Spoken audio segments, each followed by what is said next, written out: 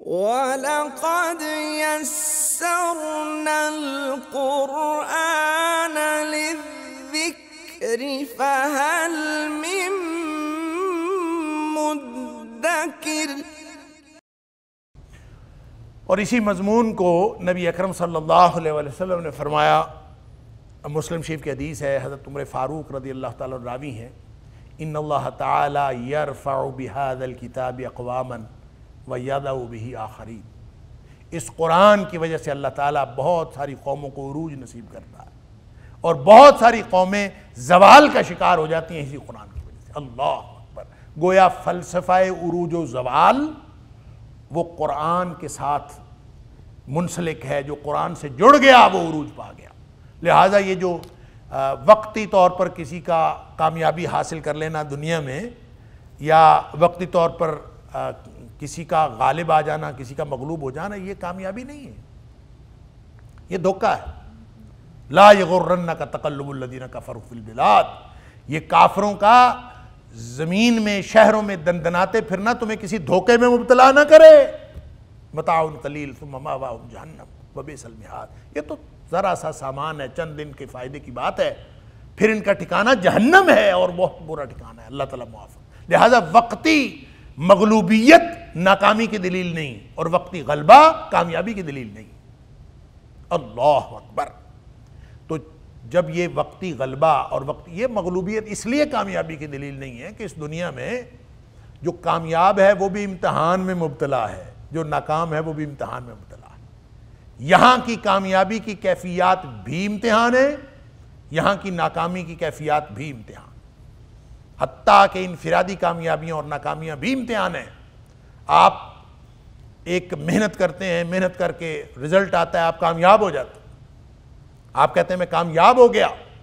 ہاں، ایک مرحلے پہ آپ کامیاب تو ہوئے، لیکن یہ کامیابی اصل میں امتحان کی نوعیت کو تبدیل کرتی ہے، امتحان کو ختم نہیں کرتی۔ آپ پہلے امتحان دینے کی وجہ سے امتحان میں مبتلا تھے، اب امتحان سے کامیاب ہو کر اگلے مرحلے کے امتحان میں چلے گئے۔ لہٰذا اس دنیا میں یہ دارالامتحان ہے، موت تک امتحان ختم نہیں ہوتا، کیونکہ ساری زندگی یہ موت اللہ نے بنائی ہی امتحان کے لیے ہے۔ الذی خلق الموت والحیات لیبلوکم ایکم احسن عملا۔ اللہ اکبر! لہٰذا دنیا میں وقتی مغلوبیت یا وقتی غلبہ وہ تو کسی کامیابی کی دلیل نہیں ہے، لیکن اللہ کا قرآن کہتا ہے کہ جو اصل ناموری ہے، فیہ ذکرکم، قرآن سے جڑو گے تو وہ اصل جو کامیابی کا مرحلہ ہے وہ حاصل کر لو گے۔ اللہ اکبر! جیسا کہ نبی کریم صلی اللہ علیہ وسلم نے فرمایا، میں کئی دفعہ یہ حدیث بھی آپ کے سامنے رکھ چکا ہوں کہ نبی اکرم صلی اللہ علیہ وسلم نے فرمایا کہ یہ قرآن رسی ہے، ان ھذا القرآن سبب، یہ قرآن کی حیثیت ایسے جیسے رسی ہو، طرفہ بید اللہ و طرفہ بایدیکم، اس کا ایک سرا اللہ کے ہاتھ میں، ایک سرا تمہارے ہاتھ میں۔ اللہ اکبر! اب جس نے اللہ سے جڑنا ہے وہ کیسے جڑے گا؟ وہ اللہ جو نظر نہیں آتا، لا تدرکہ الابصار وہو یدرک الابصار، اس اللہ کے ساتھ جڑنے کا طریقہ بتا دیا کہ طرفہ بید اللہ و طرفہ بایدیکم، یہ قرآن رسی ہے، اس کا ایک سرا اللہ کے ہاتھ میں ہے، ایک سرا تمہارے ہاتھ میں ہے، فتمسکوا بہ، اللہ سے جڑنا ہے تو اس قرآن سے جڑ جاؤ۔ اس سے جڑ جاؤ گے تو کیا ہوگا؟ فرمایا دو گارنٹیاں ہیں، لن تضلوا ولن تہلکوا بعدہ ابدا، ہرگز گمراہ نہیں ہوگے اور ہرگز ہلاک نہیں ہوگے جب تم اس سے جڑ جاؤ گے۔ گویا قرآن سے جڑنا اس طرح کی گارنٹیاں عطا فرماتا ہے، اس طرح کی ضمانتیں عطا ہوتی ہیں۔ لہٰذا یہ جو فیہ ذکرکم ہے، یہ ذکر سے مراد کامیابی، ناموری، دنیا اور آخرت کی حقیقی کامیابی اس سے مراد ہے۔ لفظی معنی تو آپ اس کو ناموری کر سکتے ہیں، اور یا پھر بعد میں آنے والا تذکرہ۔ اللہ اکبر! لقد انزلنا الیکم کتابا فیہ ذکرکم افلا تعقلون، تمہیں ذرا بھی عقل نہیں ہے، تم سوچتے نہیں ہو؟ افلا تعقلون، کیا تم سوچتے نہیں ہو؟ اس سوال کے افلا تعقلون، کیا تم سوچتے نہیں، عقل نہیں کرتے، اس کے مخاطب کون ہیں؟ اس کے اولین مخاطب تو کفار مکہ ہیں، لیکن دراصل اس کے مخاطبین ہم سب ہیں قیامت تک آنے والے لوگ۔ افلا تعقلون، تو عقل نہیں کرتے؟ اگر ہم عقل کرتے ہوتے تو آج آپ دیکھ لیجئے کتنے لوگ قرآن کے ذریعے سے کامیابی اور ناموری حاصل کرنے کے چکر میں ہیں، اور کتنے لوگ جو ہیں وہ قرآن کو چھوڑ کر کہیں اور سے ناموری حاصل کرنے کے چکر میں۔ برائٹ فیوچر سب سے بڑا مسئلہ آج کے دور کا، برائٹ فیوچر، روشن مستقبل کے لیے۔ کسی اسکول کالج میں پڑھتے ہوئے آدمی کو جو میٹرک ود سائنس اور پھر ایف ایس سی یا اے لیولز اور او لیولز وغیرہ کر رہا ہو، اس کو آپ کہیں کہ اسکول چھوڑ دیں، قرآن پڑھنا شروع کر دیں، اللہ اکبر، وہ کہتا ہے کیریئر، میرا کیریئر ہے، کیریئر خراب ہو جائے۔ کیا ہوتا ہے کیریئر؟ آپ جو مرضی کر لیں، دنیا میں جو مرضی پڑھ لیں، جو بھی کیریئر آپ بنائیں گے وہ وقتی فائدے کی چیز تو ہو سکتا ہے، لیکن وہ بھی اپنی جگہ کا امتحان ہوگا۔ جو چیز آپ کو فائدہ دے سکتی ہے وہ اللہ کا قرآن ہے۔ اللہ تعالی ہم سب کو، اب تو میں سمجھتا ہوں کہ یہ جو آج کل اس موجودہ حکومت نے 2 فیصلے کیے ہیں، یا میں تو کہوں گا اس حکومت سے اللہ نے کروائے ہیں، ان کی کیا حیثیت؟ اللہ نے، اور اللہ کا کام ہے وہ جس سے چاہے لے لیتا ہے۔ اللہ نے اس حکومت سے 2 فیصلے کروائے ہیں۔ ایک تو یونیورسٹیوں میں، بی ایس کے اندر، پنجاب کے اندر تمام پبلک سیکٹر یونیورسٹیوں میں اس وقت امپلیمنٹ ہو گیا ہے قرآن کا ترجمہ، کہ 8 سیمیسٹرز کے اندر 4 سالوں میں پورے قرآن کا ترجمہ پڑھانا۔ مور اور لیس اکثر یونیورسٹیوں میں یہ امپلیمنٹ بھی ہو چکا ہے۔ بہت بڑا کام، بہت بڑا کام۔ جس نے بھی یہ مشورہ دیا، جس نے امپلیمنٹ کیا، گورنر پنجاب نے نوٹیفیکیشن کیا، جن لوگوں نے اس میں محنت کی، اللہ تعالیٰ سب کو اپنی شان کے مطابق جزائے خیر عطا فرما۔ بہت بڑا کام ہے۔ یہ وہ لوگ جن کو کبھی قرآن پڑھنے کا موقع نہیں ملتا، ان کو قرآن لازماً پڑھنے پر لگا دی۔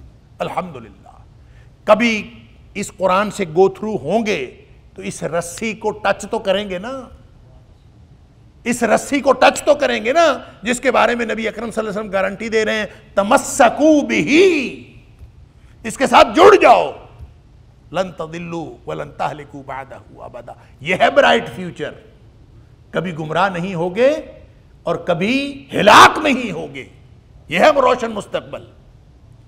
اور ایک دوسرا فیصلہ جو ایکٹ آف پارلیمنٹ کے ذریعے سے پنجاب میں تو امپلیمنٹ ہو گیا ہے، مجھے نہیں معلوم باقی صوبوں میں ہوا کہ نہیں، اللہ کرے کہ یہ سارے صوبوں میں ہو جائے، پورے پاکستان میں ہو جائے، پوری دنیا قرآن سے جڑ جائے۔ اور یہ دوسرا جو ایکٹ آف پارلیمنٹ سے اس کا نوٹیفیکیشن بھی آ گیا کہ کلاس 1 سے لے کر 5 تک، پہلی جماعت سے لے کر 5ویں تک ناظرہ قرآن لازمی ہے، اور 6ٹھی سے لے کر 12ویں تک قرآن کا ترجمہ پڑھنا لازمی ہے۔ سبحان اللہ، یعنی اب یہ قوم یہ جڑ گئی ہے اللہ کے فضل سے قرآن کے ساتھ، اور جب ہم قرآن کے ساتھ جڑ جائیں گے تو کام اللہ نے کسی سے بھی لیا ہو، نوٹیفیکیشن کسی نے بھی کیا ہو، قرآن سے جڑنے والا جس نیت سے مرضی جڑا ہو، یہ سوال ہی پیدا نہیں ہوتا کہ قرآن کے فیوز و برکات سے وہ محروم رہ جائے۔ اللہ نے قرآن کو بنایا ہی ایسا ہے کہ کافر بھی سنتا ہے یا پڑھتا ہے تو ایک دفعہ متاثر ضرور ہوتا۔ یہ الگ بات ہے کہ جس کے دل میں پھر تڑپ ہوتی ہے، ہدی للمتقین، جس کے دل میں برائی سے بچ کر چلنا اور نیکی حاصل کرنا جس کے دل میں ہوتا ہے، اور جو یہ تڑپ رکھتا ہے کہ میں اللہ سے کی ناراضگی سے بچوں اور اللہ کی خوشنودی حاصل کروں، اس کو پھر اللہ تعالیٰ قرآن کے ذریعے سے منزل مقصود پر لے جاتا ہے۔ اللہ تعالیٰ ہم سب کو ان میں سے کر دے۔ لہٰذا یہ جو برائٹ فیوچر سیکیور کرنے کے لیے فیہ ذکرکم، ساری دنیا کے لیے اعلان ہے، لقد انزلنا الیکم کتابا، یہ ہے تو کتاب، ایک کتاب ہے، لیکن یہ کتاب نہیں ہے، یہ انقلاب آفرین پیغام ہے، یہ قوموں کو عروج و زوال کا فیصلہ کرنے والی کتاب ہے۔ فیہ ذکرکم، اگر تم نے ناموری تمہارا مطمع نظر ہے پھر بھی قرآن کی طرف آؤ، دنیا و آخرت کی حقیقی کامیابی چاہیے تو قرآن کی طرف آؤ، جو کچھ بھی چاہیے آپ کو قرآن کی طرف آؤ، یہ ہے معنی فیہ ذکرکم، اس میں ہے تمہارا ذکر، سارا کچھ تو اس میں ہے۔ اللہ افلا تعقلون۔ اب آپ دیکھیں یہ یہ سوال ہم سے نہیں ہے. افلا تعقلون، عقل نہیں کرتے تم. یہ لاجیکل پازیٹیوزم کی صدی اس کو کہا جاتا ہے. یہ منطقی اثباتیت کی صدی ہے. ہر وہ چیز جو منطقی طور پر ثابت ہو اس کو مان لیں، اور جو منطقی طور پر ثابت ہے اس کو چھوڑ دیں. بچے بھی اٹھ کے پوچھتے ہیں ماں باپ کو، کوئی نصیحت کرتا ہے، لاجک کیا بنتی؟ اللہ اکبر. قرآن کا یہ خطاب، یہ جاندار خطاب ہر اس شخص سے ہے جو پچھلی صدیوں میں گزر گیا، یا آج کی صدی میں ہے یا آنے والی صدیوں میں ہوگا. افلا تعقلون. اوہ اللہ نے کوئی یہاں پہ کچھ رکھا ہے کہ نہیں رکھا؟ عقل سے کام لیتے ہو کہ نہیں لیتے؟ افلا تعقلون. کچھ سمجھو تو صحیح کہ دنیا میں جو کچھ تم نے پڑھا، جو کچھ پڑھ کے کتابیں لکھ کے کہاں تک پہنچ گئے، اور آج تم کہتے ہو کہ یہ ڈیتھ آف آتھر کی صدی ہے، مصنف مر گیا. کیوں؟ آج تک جو کچھ لکھا تھا سارا کچھ غلط ثابت ہو گیا. یہ اللہ کا قرآن ہے جو کبھی غلط ثابت نہیں ہو سکتا. اللہ، یہ اللہ کا قرآن ہے کہ نئی نئی تحقیقات آئیں گی، لوگ تحقیق کرتے چلے جائیں گے. سنریہم آیاتنا فی الآفاق وفی انفسہم. ہم ان کو ان قریب دکھائیں گے اور دکھاتے رہیں گے اپنی نشانیاں، آفاق میں بھی اور اپنے وجود میں بھی. حتی یتبین لہم انہ الحق. جو تحقیق اپنے انجام کو پہنچے گی، جو بھی تحقیق اپنے آخری منطقی انجام تو پہنچے گی، اس سے یہ ثابت ہوگا کہ اللہ کے قرآن کا کہا ہوا ہی حق ہے. انہ الحق. اللہ اکبر. لہذا یہ خطاب مجھے اور آپ کو، ہم سب کو ہے. افلا تعقلون. قرآن میں سارا کچھ ہے اور تمہیں عقل نہیں ہوتی. وَكَمْ قَسَمْنَا مِنْ قَرْيَةٍ كَانَتْ ظَالِمَةً وَأَنشَأْنَا بَعْدَهَا قَوْمًا آخَرِينَ. اللہ اکبر. عقل کر لو گے تو بچ جاؤ گے، عقل کر لو گے تو بچ جاؤ گے. یہ افلا تعقلون کا جو سوال ہے نا، کیا تم عقل نہیں کرتے؟ اس سوال کے اندر یہ جملہ چھپا ہے. اور اگلی آیت کا آپ ترجمہ کر لیجئے تو درمیان میں یہ جملہ چھپا ہے مفہوم کے اعتبار سے کہ عقل کر لو گے تو بچ جاؤ گے، نہیں تو وَكَمْ قَسَمْنَا. اور کتنی ہی من قریتن، کتنی ہی بستیاں ہم نے ہلاک کر ڈالی. اللہ اکبر. کتنے ہی بڑے بنتے تھے ختم ہو گئے، وہ بھی روشن مستقبل کے چکر میں تھے. وَكَمْ قَسَمْنَا. قسمنا، قسمہ کا مطلب ہوتا ہے کاٹ ڈالنا. وَكَمْ قَسَمْنَا. کتنی ہی بستیاں من قریتن، کتنی ہی بستیاں ہم نے کاٹ ڈالی، کتنے تباہ و برباد کر ڈالی. اللہ اکبر. توڑ پھوڑ کے رکھ دی. یہ جو کم ہے نا، کم لفظی معنی تو کتنی یا کتنے یا کتنا، لیکن یہ اس اسلوب میں جہاں بھی بیان ہوتا ہے نا، وہ کہتے ہیں صیغہ تکثیر ہے، کثرت کے لیے استعمال ہوتا ہے، کثرت کے اظہار کے لیے استعمال ہوتا ہے. کتنی ہی بستیاں، یعنی بہت ساری بستیاں. وَكَمْ قَسَمْنَا مِنْ قَرْيَةٍ. کتنی ہی بستیاں ہم نے ہلاک کر ڈالی. کانت ظالمتن. جو ظالم تھی بستیاں، یعنی بستی تو ظالم نہیں ہوتی، بستی کے رہنے والے ظالم ہوتے ہیں نا. بستی بیچاری کا کیا قصور ہے، اس کے رہنے والوں کا قصور ہوتا ہے. لہٰذا وہ سارے کی ساری بستیاں ہم نے تباہ و برباد کر ڈالی. کیوں؟ اس لیے تباہ و برباد کر ڈالی کہ وہ ظالم تھیں، جنہوں نے سمجھا ہی نہیں، جس کو جو حق دینا تھا وہ دیا ہی نہیں. ظلم کا معنی شرک بھی ہے، اور ظلم کا لغوی معنی حقدار کو حق نہ دینا ہے. اور جو شخص اللہ کو اللہ کا حق نہیں دیتا وہ کائنات کا سب سے بڑا ظالم ہے. اس لیے فرمایا ان الشرک لظلم عظیم. شرک سب سے بڑا ظلم. لہٰذا جو مشرک بستیاں تھیں، جو شرک میں مبتلا تھیں، جو لوگوں کا حق نہیں دیتی تھیں، اللہ کی جو الہامی تعلیمات تھیں ان کو ان کا حق نہیں دیتی تھی، نبیوں کو ان کا حق نہیں دیتی تھی، نبیوں کا پیروکار نہیں بنی، تو ہم نے ان کو ہلاک کر دیا ان کے ظلم کی وجہ سے. لہذا اب عقل کر لو، اگر نہیں کرو گے تو پھر تمہارا حال بھی یہی ہوگا.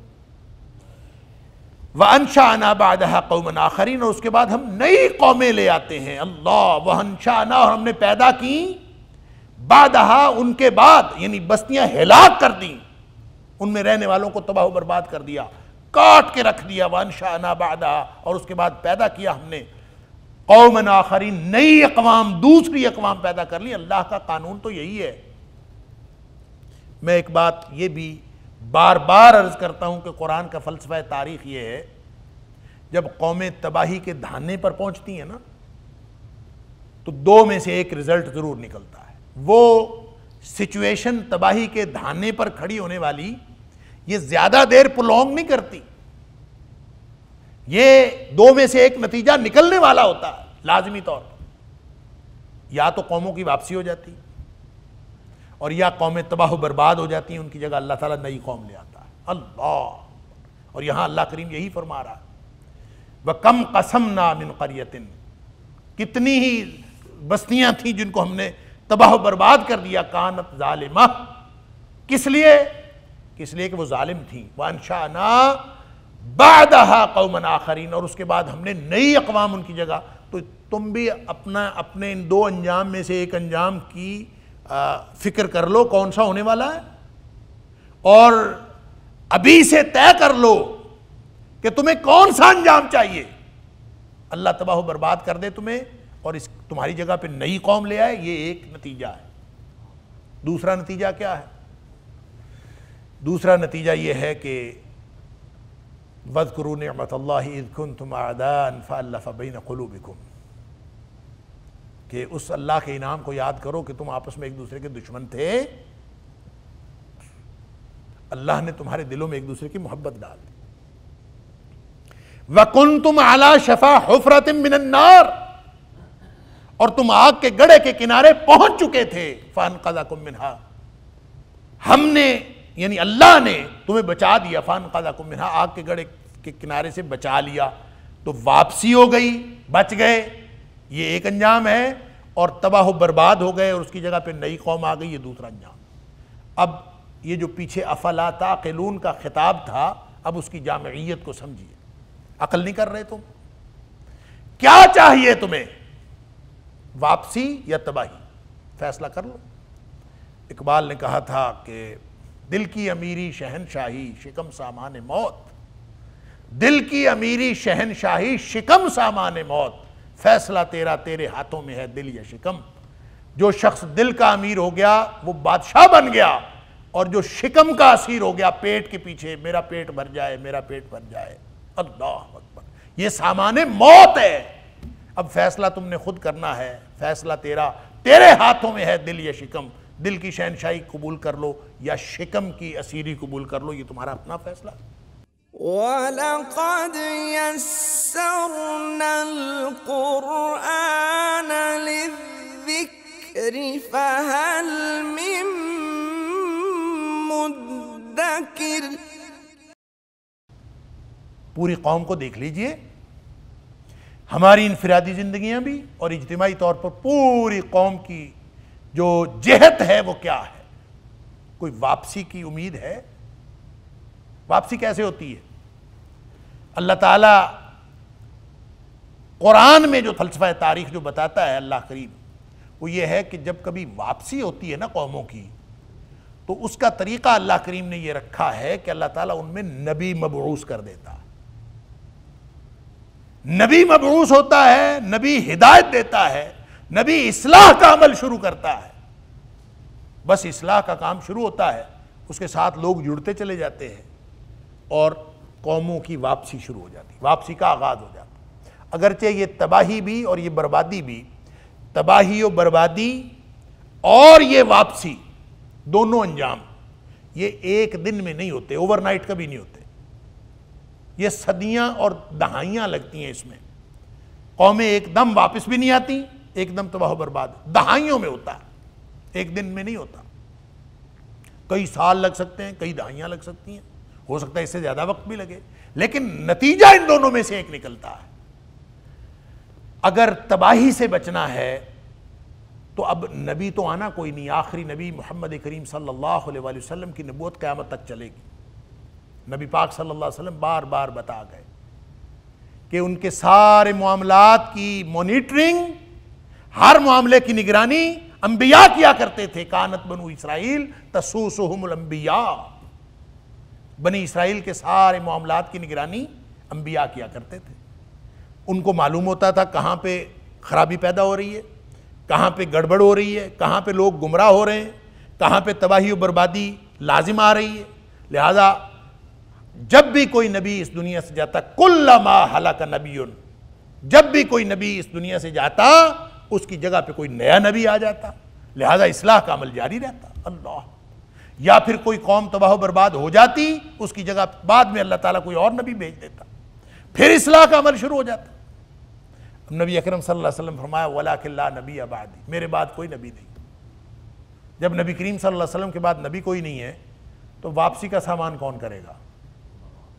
اللہ اکبر. ایک تو فرما دیا کہ ان العلماء ورثۃ الانبیاء، علماء نبیوں کے وارث ہیں. اب یہ کام تو امتیوں کو کرنا ہے نا، نبی تو آنا کوئی نہیں. امتی کون ہیں؟ میں اور آپ. اور پھر یہ جو سوال ہے کہ ان العلماء ورثۃ الانبیاء، ہم نے یہ سوچ کے، یہ حدیث سن کے، ہم نے چادر اوڑھ کے چین کی بانسری بجانے لگے اور مزے سے سو گئے کہ مولویوں کا کام ہے، ہمارا نہیں ہے. علماء کا معنی ہم نے مولوی کیا، اور پھر ہر دنیا کائنات کا الزام مولوی پر لگا کہ اس نے کام خراب کیا ہے. حالانکہ علماء کا معنی ہے جاننے والے. جو جاننے والے ہیں نا وہ نبیوں کے وارث ہیں. اب دیکھ لیجئے آپ جاننے والے ہیں کہ نہیں. اگر آپ جاننے والے ہیں تو آپ بھی تو وارث ہیں، آپ سے پوچھا جائے گا. اگر آپ جاننے والے نہیں ہیں، هل يستوي الذين يعلمون والذين لا يعلمون، ایک جانتا ہے ایک نہیں جانتا، دونوں برابر کیسے ہو سکتے ہیں؟ آپ کو جب اس پوری کائنات کی حقیقت معلوم ہو گئی، اللہ نے قرآن کا علم دے دیا، اللہ نے اپنے نبی صلی اللہ علیہ وسلم کی تعلیمات کا علم دے دیا، آپ کو ساری حقیقت معلوم ہو گئی، پھر اب اصلاح کی ذمہ داری آپ پر آ گئی. آپ ان میں شامل ہیں علماء. بھلے آپ خطبہ دیتے ہو نہ دیتے ہو، بھلے آپ تقریر کرتے ہو نہ کرتے ہو، آپ کو اگر علم ہے تو آپ عالم ہیں. اور اگر آپ عالم ہیں تو آپ امتیوں میں سے ذمہ دار امتی ہیں جن کے ذمے یہ کام ہے کہ یہ امت کی واپسی کا سامان کریں. اور امت کی واپسی کیسے ہوتی ہے؟ اصلاح کے عمل سے. اب دیکھ لیجئے ہم یہاں پہ جتنے لوگ بیٹھے ہیں، یا یہ بات کرتے ہوئے آپ جہاں بھی جس محفل میں بیٹھے ہو، اس محفل میں اپنے گریبان میں جھانک کر اور دوسرے جو محفل کے باقی لوگ ہیں ان سب سے پوچھ لیا کریں، اور سب اپنے اپنے گریبان میں جھانک کے دیکھ لیں کہ کیا ہم اصلاح کا عمل جاری رکھے ہوئے ہیں. صرف ایک سوال ہے، کیا ہم اصلاح کا عمل جاری رکھے ہوئے ہیں؟ اپنی اصلاح، اپنے گھر والوں کی اصلاح، اور پھر اہل محلہ کی، پھر پوری دنیا کی. اور نیت پوری دنیا کی اصلاح ہو لیکن بندہ اپنی اصلاح پہ لگا ہوا ہو تو اس کا مطلب ہے کام تو جاری ہے نا. اگر کام جاری ہے، اصلاح کا عمل اگر جاری ہے، تو پھر امید رکھیے انشاءاللہ نتیجہ واپسی کا نکلنے والا ہے. اس کا مطلب ہے ہماری قوم واپسی پہ کے سفر پر چل نکلی ہے. اور اگر ہم اصلاح کا عمل جاری نہیں رکھے ہوئے، اگر میں اور آپ اصلاح کا عمل نہیں کر رہے، ہمارے گھروں میں اصلاح نہیں ہو رہی، ہماری ذات کی اصلاح نہیں ہو رہی، اور اگر اصلاح کا عمل ہمارا مطمع نظر ہی نہیں ہے، ہم کہتے ہیں نہیں جی نہیں، یہ تو مذہب تو پرائیویٹ معاملہ ہے، اور پھر معاشرتی طور پر بھی کسی کی پرائیویسی میں دخل اندازی کرنا یہ تو ویسے ہی غلط ہے. حد ہو گئی. امت میں خرابی ہو رہی ہے، ساری کی ساری امت. نبی کریم صلی اللہ علیہ وسلم نے وہ مثال دی نا بخاری شریف کی حدیث میں، اللہ بڑی بلیغ مثال ہے جو آپ نے کشتی کی مثال دی. اللہ اکبر. نبی کریم صلی اللہ علیہ وسلم نے فرمایا کچھ لوگ کشتی کے اوپر والے عرشے میں ہیں، کچھ لوگ نیچے والی منزل میں ہیں. اور اوپر والے لوگ، نیچے والے لوگوں کو پانی کی ضرورت پڑتی ہے، وہ باہر نکلتے ہیں، اوپر جا کے وہ پانی لیتے ہیں. پھر ان کو خیال ہوا کہ ہم بار بار اوپر جاتے ہیں، اوپر والے تنگ ہوتے ہیں، تو ہم ایسے کرتے ہیں پانی لینے کے لیے نیچے سے سوراخ کر لیتے ہیں کشتی کو. اس نے کلاڑا پکڑا اور سوراخ کرنا شروع کر دیا. اب اوپر والے اگر بیٹھے رہیں مطمئن ہو کر کہ وہ تو اپنے کمپارٹمنٹ میں سوراخ کر رہے ہیں نا، خیر ہے، اگر وہ بیٹھے رہیں اگر وہ آ کے ان کا ہاتھ نہ پکڑے تو وہ جو سوراخ کر رہا ہے نا وہ اپنے آپ کو بھی ڈبو لے گا، اوپر والوں کو بھی ڈبو دے گا۔ اللہ اکبر۔ اور اگر وہ آ کے اس کا ہاتھ پکڑ لیں اور اس کو سوراخ نہ کرنے دیں تو وہ ان کو بھی بچا لیں گے اور اپنے آپ کو بھی بچا لیں گے۔ لہٰذا آپ دیکھ لیجئے، ہم نے آج کے دور میں اصلاح کی ذمہ داری کو اس طرح پس پشت ڈالا ہے کہ ہر چیز ہی پرائیویٹ، اس کی پرائیویسی، اس کی پرائیویسی، اس کی پرائیویسی۔ کمال ہے یار، کیا پرائیویسی ہوتی؟ انا للہ و انا الیہ راجعون۔ امت کی بیڑی، امت کی کشتی اگر ڈوبنے جا رہی ہو تو اصلاح کا عمل ہر شخص کی ذمہ داری ہے جو اس کشتی پہ سوار ہے۔ اگر یہ نہیں کرتا تو پھر بیٹھ کر تباہی کا انتظار کرو۔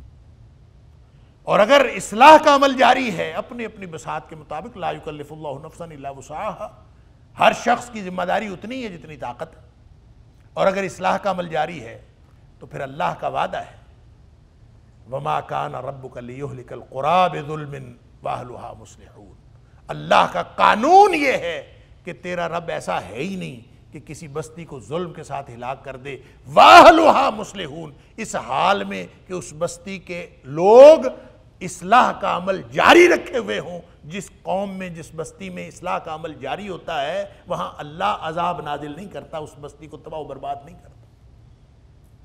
لہٰذا میں اور آپ ہم دیکھ لیجئے، اور سارے ہی جتنے لوگ ہیں اگر اپنی اپنی جگہ پر ہم اصلاح کا عمل جاری رکھے ہوئے ہیں تو پھر انشاءاللہ واپسی ہو جائے گی۔ پھر یہ امید رکھیں، بلکہ یقین ہے کہ انشاءاللہ واپسی ہو جائے گی۔ فَأَنْقَذَكُم مِّنْہَا ہو جائے گا انشاءاللہ۔ پھر اللہ ہمیں آگ کے گڑھے کے کنارے سے بچا لے گا، ہم تباہی و بربادی سے بچ جائیں گے۔ وگرنہ اللہ کا قانون یہ ہے کہ وَكَمْ قَسَمْنَا مِنْ قَرْيَةٍ كَانَتْ ظَالِمَةً، کتنی بستیاں ہم نے تباہ و برباد کر دیں کہ وہ ظالم تھیں، انہوں نے سمجھا ہی نہیں۔ وَأَنْشَأْنَا بَعْدَهَا قَوْمًا آخَرِينَ، اور اس کے بعد ہم نے نئی اقوام ان کی جگہ پیدا کر دی۔ پھر اللہ کے پاس یہ قانون تو ہے، قرآن نے ان دونوں میں سے ایک قانون لاگو کر دینا ہے، اور یہ قانون لاگو ہو چکا، سمجھ لیجئے۔ ہماری مرضی ہے ہم تباہی کو قبول کر کے آرام سے بیٹھے رہیں، اللہ اکبر، یا پھر ہم کوشش کریں اپنی اپنی جتنے جوگے ہم ہیں اپنی اپنی جگہ پہ کوشش کریں تو انشاءاللہ پھر واپسی ہو جائے گی۔ پھر اللہ کریم فرماتا ہے کہ یہ جو پچھلی قومیں تباہ و برباد ہوئی ہیں نا، تو ایسا نہیں ہے کہ انہوں نے تباہی سے بچنے کی کوشش نہیں کی۔ تباہی سے بچنے کی تو آدمی کوشش کرتا ہے، لیکن اس وقت کوشش کی جب عذاب آ چکا تھا۔ فَلَمَّا أَحَسُّوا بَأْسَنَا، جب انہوں نے محسوس کر لیا ہمارا عذاب۔ محسوس کر لیا کہ دو معنی ہیں۔ ایک تو محسوس کرنا وہ ہے جو قرآن پڑھ کے میں اور آپ محسوس کر رہے ہیں، اللہ کرے کہ یہ احساس ہمارا شدید تر ہو، یہ تفہیم ہے، یہ تفکر ہے، اللہ کرے کہ یہ ہمیں ابھی سمجھ آ جائے۔ وگرنہ یہ جو حس ہے نا، احساس کہتے ہیں،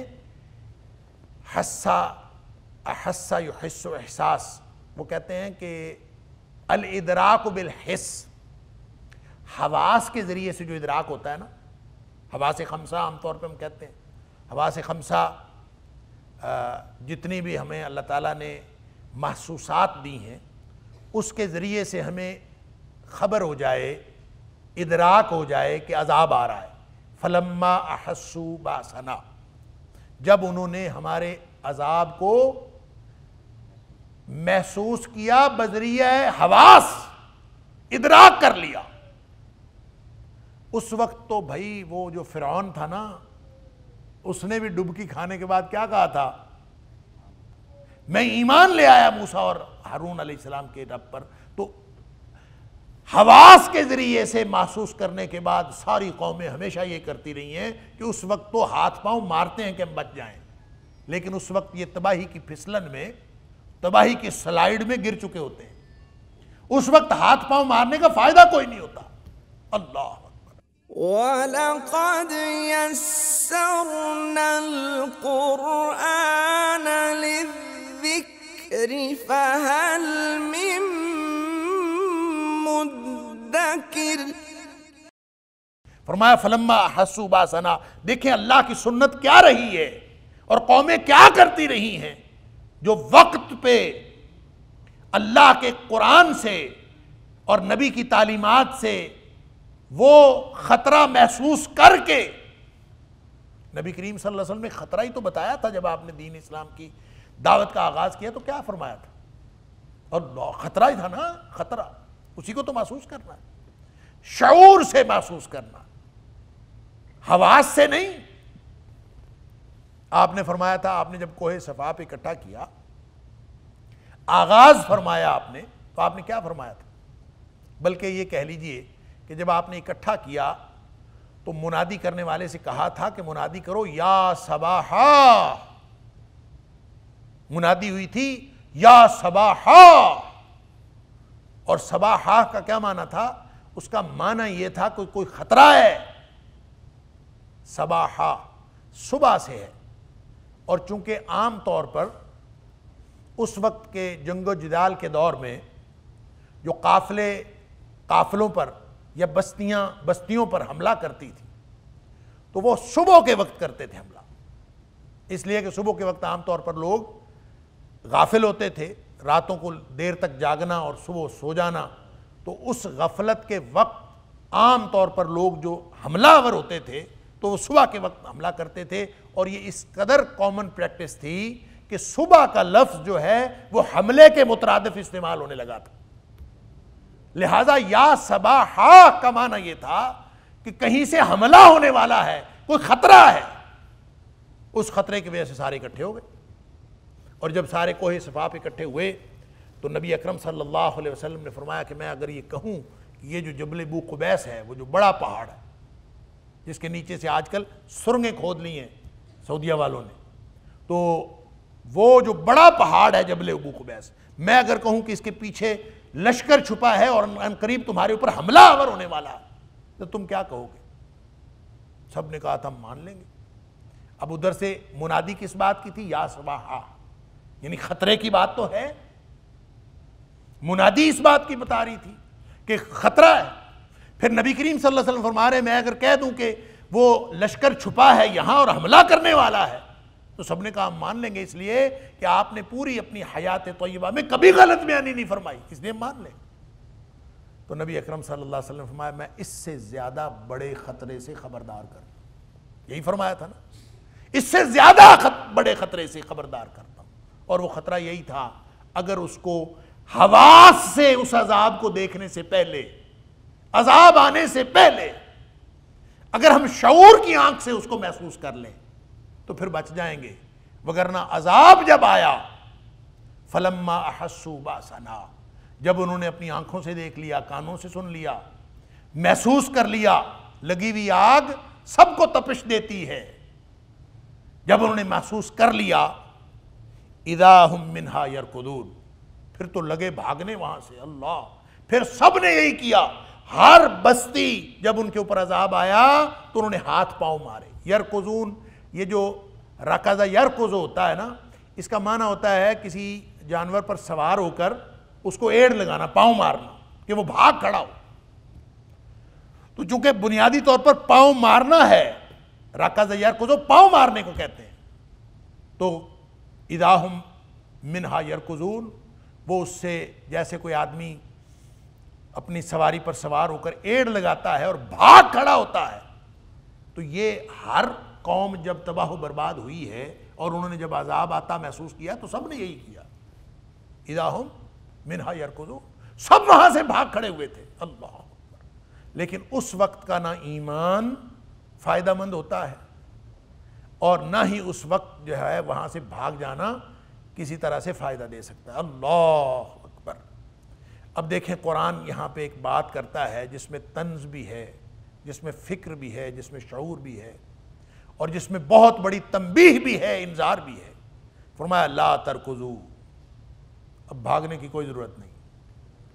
جب وقت پہ محسوس نہیں کیا، قرآن واشگاف الفاظ میں کہتا رہا اور تم نے نہیں مانا، یا پہلی امتوں کو جتنے نبیوں نے جو تعلیمات دیں وہ ڈراتے رہے، کسی نے نہیں مانا، اور جب عذاب آ گیا پھر بھاگنا چاہا، تو اب قرآن کہتا ہے لا ترکضوا، اب بھاگنے کی کیا ضرورت ہے؟ اللہ، عذاب آ چکا، اب بھاگنے کی کوئی ضرورت نہیں، لا ترکضوا، اب نہ بھاگو، وارجعوا الی ما اترفتم فیہ، بلکہ یوں کرو کہ تم اپنے ان ساز و سامان کی طرف چلے جاؤ، ورجعوا، لوٹ جاؤ، الی ما اترفتم فیہ، تمہیں جو خوشحالی دی گئی تھی نا، جس کی وجہ سے تم بے فکر ہو کے چین کی بانسری بجا رہے تھے اور سوئے ہوئے تھے اپنے اپنے گھروں میں، موج کر رہے تھے، وہ جو خوشحالی تھی نا، بڑی بڑی کوٹھیاں، بڑے بڑے مکان، بڑے بڑے بنگلے، فارم ہاؤس، میں تو اپنے فارم ہاؤس پہ چلا جاتا ہوں، بس اس کے بعد دنیا میں مافیا سے بے نیاز ہو جاتا ہوں،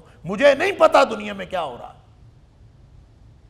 قرآن طنزیہ انداز میں کہتا ہے ورجعوا الی ما اترفتم فیہ، چلے جاؤ واپس اسی طرف جہاں جہاں خوشحالی کے تمہارے نشانات تھے، جو تمہارے مکانات تھے، جو تمہارے باغات تھے، اپنی اپنی جنتوں میں، اپنی اپنی خوشحالی کے مکانات پہ چلے جاؤ، مساکنکم، اور اپنے گھروں میں چلے جاؤ۔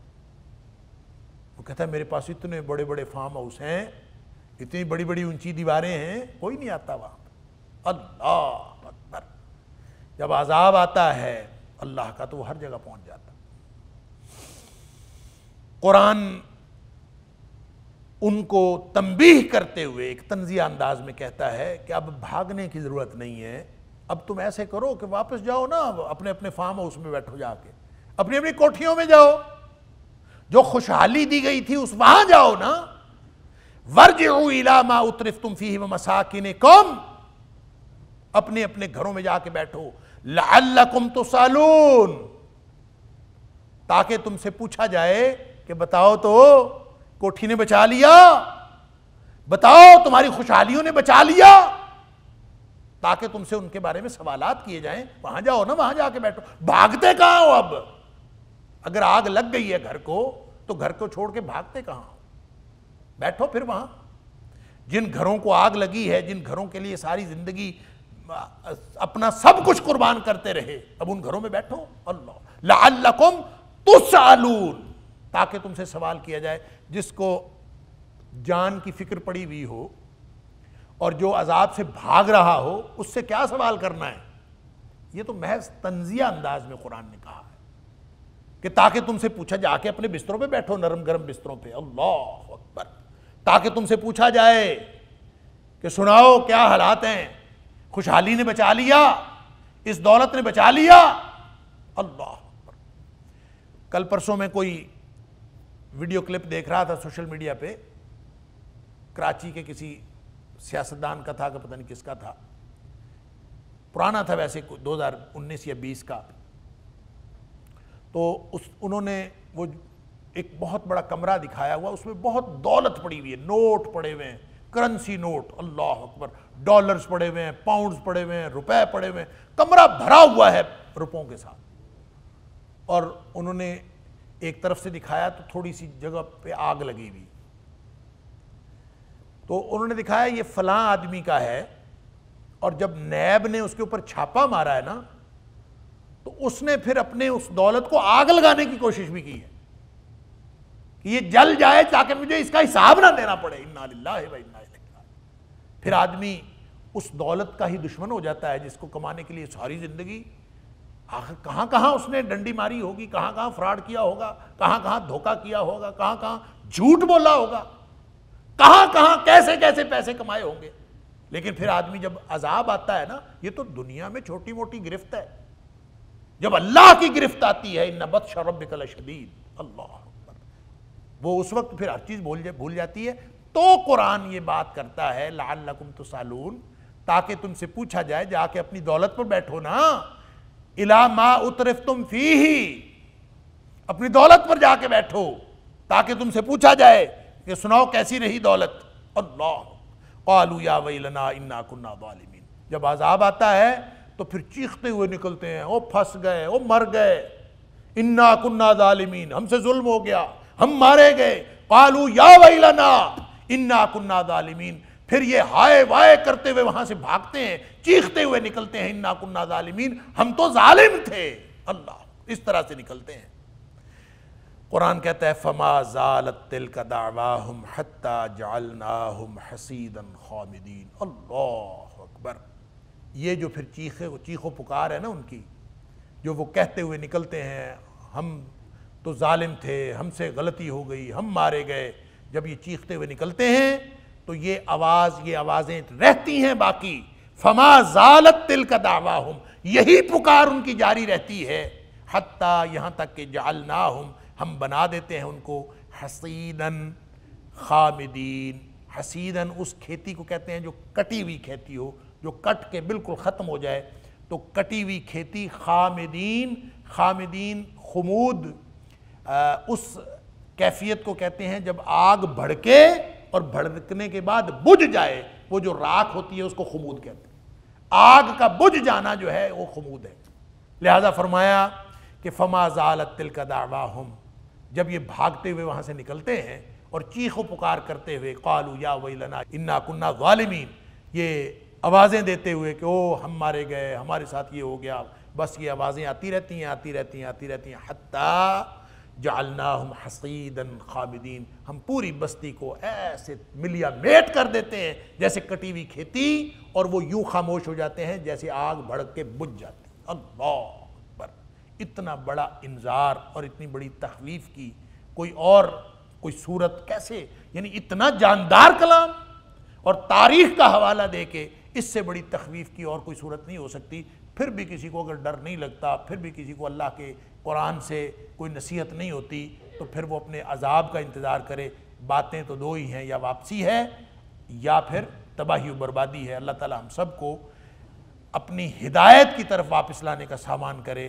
اللہ تعالی ہم سب کو اپنی اصلاح کرنے اور دوسروں کی اصلاح کرنے کی توفیق عطا فرمائے، اور اللہ تعالی مجھے اور آپ کو ہم سب کو اپنے قرآن سے اور اپنے نبی اکرم صلی اللہ علیہ وسلم کے ساتھ جڑ جانے کی توفیق عطا فرمائے۔